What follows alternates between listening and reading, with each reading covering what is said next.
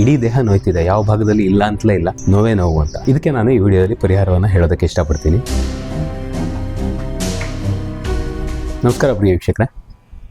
ಒಬ್ಬರು ನಮಗೆ ಕಮೆಂಟ್ ಮಾಡಿ ತಿಳಿಸಿದ್ದಾರೆ, ತುಂಬ ನೋವಿದೆ, ಅಂದರೆ ಇಡೀ ದೇಹ ನೋಯ್ತಿದೆ, ಯಾವ ಭಾಗದಲ್ಲಿ ಇಲ್ಲ ಅಂತಲೇ ಇಲ್ಲ, ನೋವೇ ನೋವು ಅಂತ. ಇದಕ್ಕೆ ನಾನು ಈ ವಿಡಿಯೋದಲ್ಲಿ ಪರಿಹಾರವನ್ನು ಹೇಳೋದಕ್ಕೆ ಇಷ್ಟಪಡ್ತೀನಿ. ಹಾಗೆ ನಿಮ್ಮ ದೇಹದಲ್ಲಿ ಯಾವುದೇ ಭಾಗದಲ್ಲಿ ನೋವಿದ್ರೆ ಅದಕ್ಕೆ ಏನು ಮಾಡಬೇಕು ಅನ್ನೋದ್ರ ಬಗ್ಗೆ ಇದು ಪರಿಹಾರವನ್ನು ಹೇಳುತ್ತೆ. ನೀವು ನಿಮ್ಮ ಭಾಗ ಯಾವುದು, ಅಂದರೆ ಭುಜದಲ್ಲಿ ನೋವಿದೆಯಾ, ಸೊಂಟದಲ್ಲಿ ನೋವಿದೆಯಾ, ಕಾಲಲ್ಲಿ ನೋವಿದೆಯಾ, ಮೊಣಕಾಲಲ್ಲಿ ನೋವಿದೆಯಾ, ಎಲ್ಲಿ ಅಂತ ನೋಡಿಕೊಂಡು ಪರಿಹಾರ ಪಡ್ಕೊಳ್ಳೋದಕ್ಕೆ ಪ್ರಯತ್ನ ಮಾಡ್ಬೋದು. ಆ ಥರದ ಒಂದು ವಿಶೇಷವಾದ ವಿಡಿಯೋ ಆಗಿರುತ್ತೆ ಇದು. ನೀವು ನಮ್ಮ ಚಾನಲ್ಗೆ ಸಬ್ಸ್ಕ್ರೈಬ್ ಮಾಡದಿದ್ದರೆ ದಯವಿಟ್ಟು ಸಬ್ಸ್ಕ್ರೈಬ್ ಮಾಡಿ ವಿಡಿಯೋ ನೋಡೋದನ್ನು ಕಂಟಿನ್ಯೂ ಮಾಡಿ. ವಿಡಿಯೋ ಇಷ್ಟ ಆಯಿತಾ ಕಮೆಂಟ್ ಮೂಲಕ ತಿಳಿಸಿ, ಲೈಕ್ ಮಾಡಿ. ಇಷ್ಟ ಆದರೆ ಕಮೆಂಟ್ ಮೂಲಕ ಇನ್ನೇನಾದರೂ ಪ್ರಶ್ನೆಗಳಿದ್ದರೆ ಅದನ್ನು ಕೂಡ ಕೇಳ್ಬೋದು. ಬೇರೆ ಯಾವುದಾದ್ರೂ ನಿಮಗೆ ಸ್ಪೆಸಿಫಿಕ್ ಆಗಿ ನಿರ್ದಿಷ್ಟವಾಗಿ ಈ ಥರದ ಸಮಸ್ಯೆ ಅಂತ ಇದ್ದರೆ ಅದಕ್ಕೂ ಕೂಡ ಪರಿಹಾರವನ್ನು ಸೂಚಿಸೋದಕ್ಕೆ ಟ್ರೈ ಮಾಡ್ತೀವಿ. ಆಯಿತು ಸ್ನೇಹಿತರೆ, ಎಲ್ಲ ಭಾಗನೂ ನೋಯುತ್ತೆ ಅಂತಿದ್ದೀರಾ, ಒಂದೊಂದಾಗಿ ಹೇಳ್ತಾ ಹೋಗ್ತೀನಿ ನೀವು ಯಾವ ಥರ ಎಕ್ಸಸೈಸ್ ಮಾಡ್ಬೋದು ಅಂತ. ಫಸ್ಟ್ ನೋಡೋಣ, ತಲೆನೋವಿಗೆ ಏನು ಮಾಡಬೇಕು ಅನ್ನೋದು. ತಲೆನೋವಿಗೆ ವಿಶೇಷವಾದ ಪರಿಹಾರಗಳು ಏನು ಅಂತ ನೀವು ಕೇಳೋದಾದರೆ, ನಿಂತ್ಕೋತೀರಾ ಅಥವಾ ಕೂತ್ಕೋತೀರಾ ಒಂದು ನಿರ್ದಿಷ್ಟವಾದ ಜಾಗದಲ್ಲಿ, ನಿಮಗೆ ಕಂಫರ್ಟಬಲ್ ಆಗೋ ಹಾಗೆ. ಕುತ್ಕೊಳ್ಳೋದಕ್ಕಾಗೋದಿಲ್ಲ ಅನ್ನೋರಿಗೆ, ಅಂದರೆ ನೆಲದ ಮೇಲೆ ಕುತ್ಕೊಳ್ಳೋದಕ್ಕಾಗೋದಿಲ್ಲ ಅನ್ನೋರಿಗೆ ಸೋಫಾದ ಮೇಲೆ ಕುತ್ಕೋಬೋದು, ಅಥವಾ ನಿಂತ್ಕೊಂಡು ಕೂಡ ಕಂಟಿನ್ಯೂ ಮಾಡ್ಕೊಂಡು ಹೋಗ್ಬೋದು. ಶ್ವಾಸವನ್ನು ಒಳಗಡೆ ತಗೊಳ್ಳೋದು,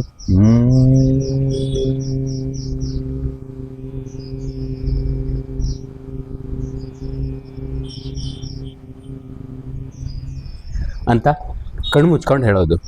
ಎರಡನೇ ಸ್ಟೆಪ್ಪು, ಕಣ್ಣು ಮುಚ್ಕೋಬೇಕು. ಶ್ವಾಸವನ್ನು ಒಳಗಡೆ ಹೇಳ್ಕೊಂಡು ನಾನು ಉಚ್ಚಾರ ಮಾಡಿದೆ ನೋಡಿ, ಅದನ್ನು ಉಚ್ಚಾರ ಮಾಡೋದಕ್ಕೆ ಪ್ರಯತ್ನ ಮಾಡಬೇಕು. ನಿಮ್ಮ ಹತ್ರ ಸಾಧ್ಯ ಆದರೆ, ಅಂದರೆ ಫೋಕಸ್ಡ್ ಆಗಿ ಒಂದು 4-5 ಸಲ ಮಾಡೋದಕ್ಕೆ ಸಾಧ್ಯ ಆದರೆ, ತಲೆನೋವನ್ನು, ಮೈಗ್ರೇನ್ನ ತಲೆನೋವು ಇರ್ಬೋದು ಅಥವಾ ಬೇರೆ ತಲೆನೋವು ಇರ್ಬೋದು, ಅದನ್ನು ನಿವಾರಿಸುವಂಥ ಶಕ್ತಿ ಈ ಒಂದು ನಾದಕ್ಕೆ, ಮಕಾರಕ್ಕೆ ಇದೆ. ಶ್ವಾಸವನ್ನು ಒಳಗಡೆ ಹೇಳ್ಕೊತೀರಾ, ಭಾಳ ಸಿಂಪಲ್ಲು.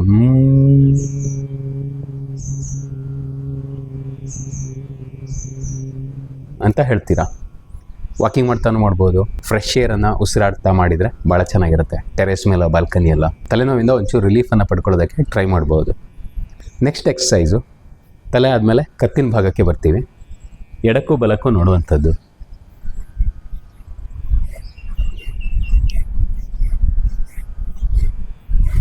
ಸ್ನೇಹಿತರೆ, ಇಲ್ಲಿ ಕತ್ತಿನ ಮೂಮೆಂಟನ್ನು ಮಾಡುವಾಗ ಉಸಿರಾಟದ ತಂಬ್ರೂಲ್ ಈ ಥರ ಇರುತ್ತೆ. ಸೆಂಟ್ರಲ್ಲಿ ಉಸಿರನ್ನು ಒಳಗಡೆ ಹೇಳ್ಕೊತಾರೆ, ಬಲಕ್ಕೆ ನೋಡ್ತಾ ಉಸಿರನ್ನು ಹೊರಗಡೆ ಬಿಡ್ತೀರಾ. ಪುನಃ ಸೆಂಟ್ರಲ್ಲಿ ಉಸಿರನ್ನು ಒಳಗಡೆ ಹೇಳ್ಕೊತೀರಾ, ಎಡಕ್ಕೆ ನೋಡ್ತಾ ಉಸಿರನ್ನು ಪುನಃ ಹೊರಗಡೆ ಬಿಡ್ತೀರಾ.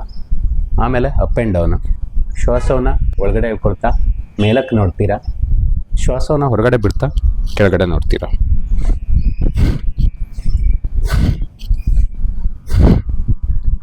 ಸೈಡಿಗೆ ನೋಡೋದು, ಮೇಲಕ್ಕೂ ಕೆಳಕ್ಕೂ ನೋಡೋದು. ಆಮೇಲೆ ಬಲಗಿವಿಯನ್ನು ಬಲಭುಜಕ್ಕೆ ಟಚ್ ಮಾಡೋದು. ಟಚ್ ಆಗಲೇಬೇಕು ಅಂತೇನಿಲ್ಲ, ಬಲಕ್ಕೆ ವಾರೆ ಮಾಡೋದು, ಆಮೇಲೆ ಎಡಕ್ಕೆ ವಾರೆ ಮಾಡೋದು. ಇಲ್ಲೂ ಕೂಡ ಉಸಿರಾಟದ ತಂಬ್ ರೂಲ್ ಅದೇ ಥರ ಇರುತ್ತೆ.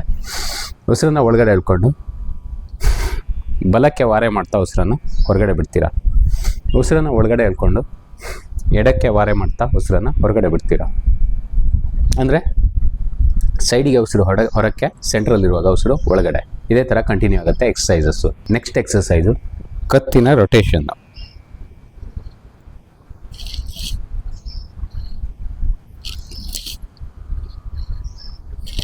ಈ ಥರ ರೊಟೇಷನ್ಗಳನ್ನ ಮಾಡೋದು.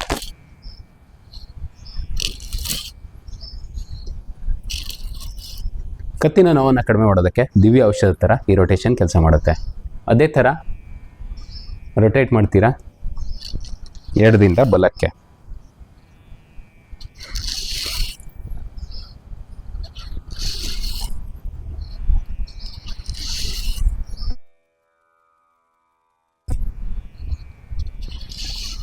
ಬೇರೆ ಯಾವುದೇ ಭಾಗವನ್ನು ಕೂಡ ಮೂವ್ ಮಾಡೋದಿಲ್ಲ, ಬರೀ ಕತ್ತನ್ನು ಮಾತ್ರ ರೊಟೇಟ್ ಮಾಡಿಕೊಂಡು ತಲೆ ಮಾತ್ರ ರೊಟೇಟ್ ಆಗ್ತಾ ಇರುತ್ತೆ.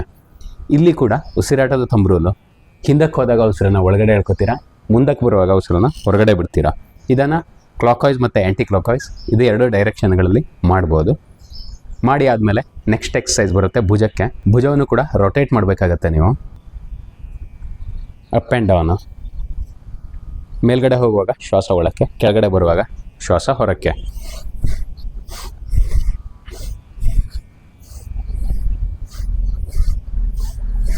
ಇದನ್ನು ಒಂದು 5ರಿಂದ 10 ಬಾರಿ.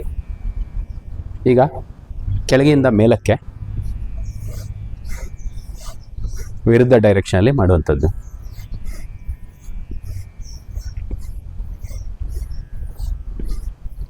ಇದನ್ನು ಕೂಡ 5ರಿಂದ 10 ಬಾರಿ ಮಾಡ್ತೀರಾ.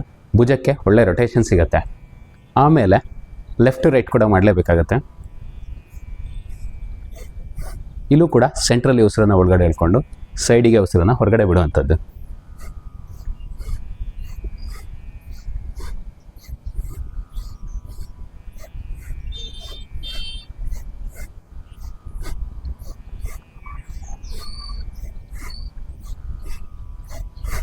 ಭಾಳ ಸಿಂಪಲ್ ಎಕ್ಸಸೈಸು. ಭುಜವನ್ನು ಭಾಳ ಚೆನ್ನಾಗಿ ವಿಶ್ರಾಂತಿ ಕೊಡುತ್ತೆ. ಭುಜಕ್ಕೆ ಆರಾಮವಾಗಿ ಈ ಥರ ಕೈಗಳನ್ನು ಎಡಕ್ಕೂ ಬಲಕ್ಕೂ ಬೀಸ್ಕೊಂಡು ಹೋಗೋದು, ಮುಖವನ್ನು ತಿರುಗಿಸೋದು. ಒಂಚೂರು ನೀವು ಕೂಡ ಅಂದರೆ ಹೊಟ್ಟೆ ಭಾಗವನ್ನು ಕೂಡ ಒಂಚೂರು, ಎದೆ ಮತ್ತು ಹೊಟ್ಟೆ ಭಾಗವನ್ನು ಕೂಡ ಒಂಚೂರು ಎಡಕ್ಕೂ ಬಲಕ್ಕೂ ಹೊರಳಿಸೋದು. ಇದು ಕೊಡುತ್ತೆ ನಿಮ್ಮ ಭುಜಕ್ಕೆ ಸಾಕಷ್ಟು ಸ್ಟ್ರೆಂತನ್ನು. ನೆಕ್ಸ್ಟ್ ಎಕ್ಸಸೈಸು ಸೊಂಟದ ಎಕ್ಸಸೈಸನ್ನು ಮಾಡಬೇಕಾಗತ್ತೆ. ನೆಕ್ಸ್ಟು ಸೊಂಟದ ಎಕ್ಸಸೈಸನ್ನು ಮಾಡೋದಾದರೆ ಒಂದು 2ರಿಂದ 3 ಅಡಿ ಗ್ಯಾಪು ಪಾದಗಳ ಮಧ್ಯೆ ರೊಟೇಟ್ ಮಾಡ್ಕೊಂಡು ಹೋಗ್ತೀರಾ. ಈ ಥರ ಅಂದರೆ ಪೃಷ್ಠ ಮತ್ತು ಸೊಂಟದ ಭಾಗವನ್ನು ರೊಟೇಟ್ ಮಾಡೋದು. ದೇಹದ ಒಂದು ಮಿಡ್ ಲೈನ್ ಇರುತ್ತೆ ನೋಡಿ, ಆ ಮಿಡ್ ಲೈನ್ನ ಸುತ್ತ ಎಡಕ್ಕೂ ಬಲಕ್ಕೂ ರೊಟೇಟ್ ಮಾಡ್ತೀರಾ. ಅಪ್ರದಕ್ಷಿಣಾಕಾರವಾಗಿ ಸ್ಟಾರ್ಟ್ ಮಾಡ್ತಿದ್ದೀನಿ. ಒಂದು 5ರಿಂದ 10 ರೊಟೇಷನ್ಸು.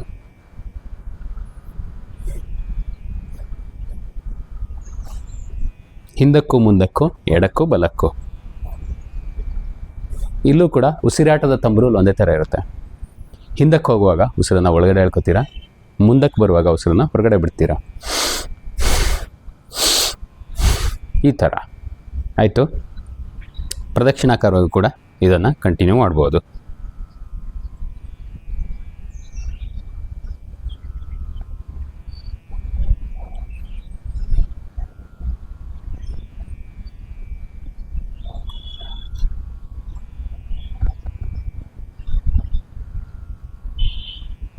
ಸೊಂಟದ ಭಾಗಕ್ಕೆ ಚೆನ್ನಾಗಿ ಎಕ್ಸಸೈಸನ್ನು ಕೊಟ್ರಿ.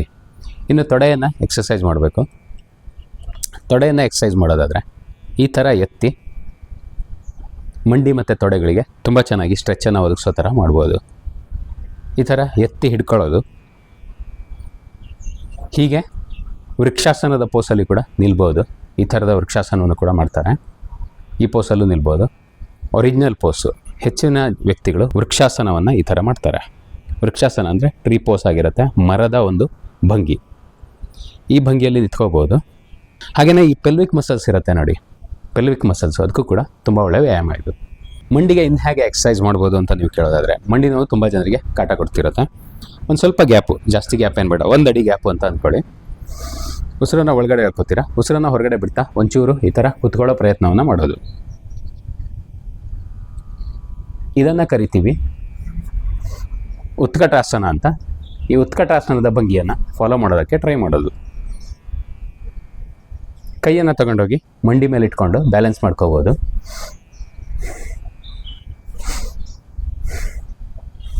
ಇಷ್ಟೊಂದು ಮಾಡೋದಕ್ಕಾಗೋದಿಲ್ಲ ಅಂತಂದರೆ ಏನು ಟೆನ್ಷನ್ ಮಾಡ್ಕೋಬೇಡಿ. ನಿಮ್ಮ ಹತ್ರ ಎಷ್ಟಾಗುತ್ತೋ ಅಷ್ಟು ಡೈಲಿ ಅಷ್ಟಷ್ಟಾಗಿ ಕಂಟಿನ್ಯೂ ಮಾಡ್ತಾ ಹೋದರೆ ಈ ಮಂಡಿಯ ಸ್ಟ್ರೆಂತನ್ನು ಕೂಡ ಜಾಸ್ತಿ ಮಾಡ್ಕೋಬೋದು.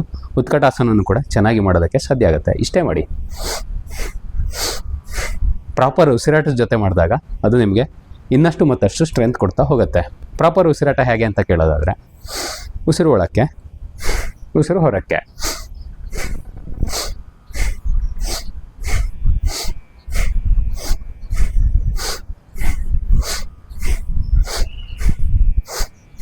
ಈ ಥರ ಕಂಟಿನ್ಯೂ ಮಾಡ್ಕೊಂಡು ಹೋಗಿ. ತುಂಬ ಚೆನ್ನಾಗಿ ಸ್ಟ್ರೆಂತನ್ನು ಕೊಡುತ್ತೆ.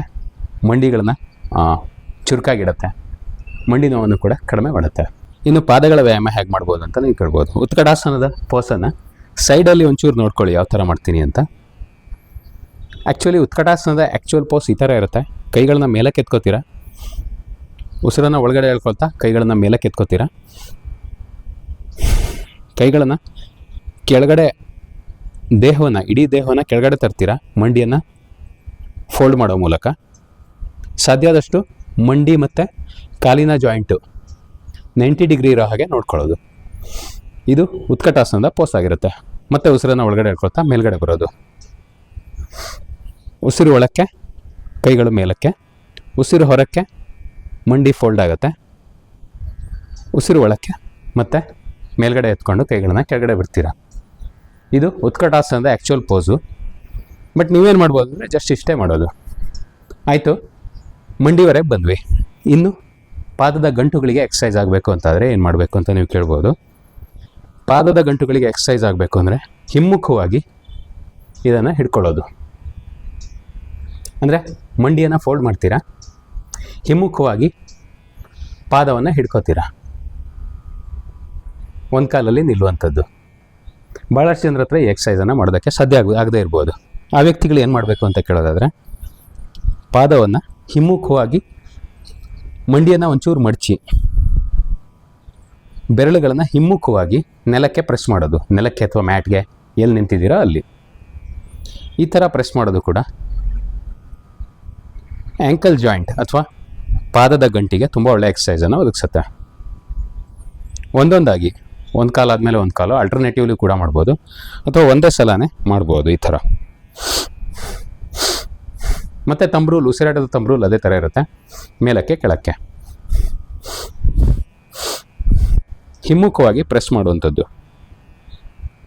ಇದು ಪಾದದ ನೋವಿಗೆ ತುಂಬ ಒಳ್ಳೆಯ ಪರಿಹಾರವನ್ನು ಒದಗಿಸುತ್ತೆ. ಬಲಗಾಲಿಗೂ ಕೂಡ ಅದನ್ನೇ ಮಾಡ್ತೀರಾ.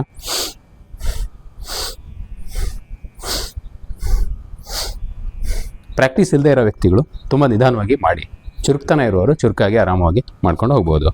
ಇದನ್ನು ಒಂದು 5 ರಿಂದ 10 ಬಾರಿ ಮಾಡೋ ಪ್ರಯತ್ನ. ಸ್ನೇಹಿತರೆ, ಪಾದದ ಗಂಟಿಗೆ ಮತ್ತೇನೋ ಎಕ್ಸಸೈಸ್ ಮಾಡ್ಬೋದು ಅಂತ ಕೇಳೋದಾದರೆ, ರೊಟೇಟ್ ಮಾಡುವಂಥದ್ದು. ಪಾದದ ಗಂಟಿನ ರೊಟೇಷನ್ನು, ಬೆರಳುಗಳನ್ನು, ಕಾಲು ಬೆರಳುಗಳನ್ನ ಉಪಯೋಗಿಸ್ಕೊಂಡು ಫಸ್ಟು ಕ್ಲಾಕ್ ವೈಸ್ ಡೈರೆಕ್ಷನ್ ಮಾಡಿದೆ, ಆಮೇಲೆ ಆ್ಯಂಟಿ ಕ್ಲಾಕ್ ವೈಸ್ ಡೈರೆಕ್ಷನ್ಲು ಕೂಡ ಅದನ್ನೇ ಮಾಡ್ತೀನಿ. ಬೇರೆ ಭಾಗವನ್ನು ಮೂವ್ ಮಾಡಬಾರ್ದು, ಪಾದದ ಗಂಟನ್ನು ಮಾತ್ರ ರೊಟೇಟ್ ಮಾಡಬೇಕು. ಎಡಗಾಲಿನಿಂದ ಕೂಡ ಇದನ್ನೇ ಮಾಡುವಂಥದ್ದು, ಆ್ಯಂಟಿ ಕ್ಲಾಕ್ ವೈಸು, ಆಮೇಲೆ ಕ್ಲಾಕ್ ವೈಸ್ ಡೈರೆಕ್ಷನಲ್ಲಿ ಮಾಡೋದು. ಸೈಡಿಂದ ತೋರಿಸ್ತೀನಿ, ಮತ್ತೊಂದು ಸಲ ಸರಿಯಾಗಿ ನೋಡ್ಕೊಂಬಿಡಿ. 5 ಬಾರಿ ಮಾಡಿ ತೋರಿಸ್ತೀನಿ ಸೈಡಿಂದ. ಕ್ಲಾಕ್ ವೈಸ್ ರೊಟೇಷನ್ಸ್ ಬಲಗಾಲು, ಆ್ಯಂಟಿ ಕ್ಲಾಕ್ ವೈಸ್ ರೊಟೇಷನ್ ಬಲಪಾದ, ಕ್ಲಾಕ್ ವೈಸ್ ರೊಟೇಷನ್ ಎಡಪಾದ, ಆ್ಯಂಟಿ ಕ್ಲಾಕ್ ವೈಸ್ ರೊಟೇಷನ್ ಎಡಪಾದ.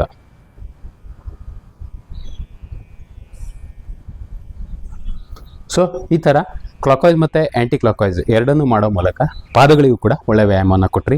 ಅಡಿಯಿಂದ ಮುಡಿಯವರೆಗೆ ಏನೇನು ಸಾಧ್ಯನೋ ಅದನ್ನೆಲ್ಲ ನಿಂತಿರೋ ಪೋಸಲ್ಲಿ ಮಾಡೋದಕ್ಕೆ ನಿಮ್ಮ ಹತ್ರ ಸಾಧ್ಯ ಆಯಿತು. ಈ ಥರದ ಎಕ್ಸಸೈಸ್ಗಳು ಹೆಚ್ಚೆಚ್ಚು ಬೇಕಾಗ್ತವೆ. ನಿಮ್ಮ ದೇಹದ ಯಾವ ಭಾಗ ನೋಡಿಕೊಂಡು, ಅಂದರೆ ಯಾವ ಭಾಗದಲ್ಲಿ ನೋವಿದೆಯೋ ಆ ಭಾಗಕ್ಕೆ ಈ ಥರದ ಸೂಕ್ಷ್ಮ ವ್ಯಾಯಾಮ ಅಥವಾ ಹಗುರ ವ್ಯಾಯಾಮಗಳನ್ನು ಮಾಡೋದಕ್ಕೆ ಟ್ರೈ ಮಾಡಿ. ತುಂಬ ಫಲಕಾರಿಯಾಗುತ್ತೆ ಜಾಸ್ತಿ ಮಾಡ್ತಾ ಹೋದಾಗ. 5, 10, 15, 20 ಈ ಥರ ದಿನದಿಂದ ದಿನಕ್ಕೆ 5 ಜಾಸ್ತಿ ಮಾಡ್ತಾ ಹೋಗಿ ಒಂದು ದಿನ 100 ಮಾಡೋ ಮಟ್ಟಕ್ಕೆ ಹೋದಾಗ ತುಂಬ ಪರಿವರ್ತನೆಗಳು ನಿಮ್ಮ ಲೈಫಲ್ಲಿ ಆಗ್ತವೆ ಅಂತ ಹೇಳ್ತಾ ವಿಡಿಯೋನ ಎಂಡ್ ಮಾಡ್ತೀನಿ. ಹರಿ ಓಂ.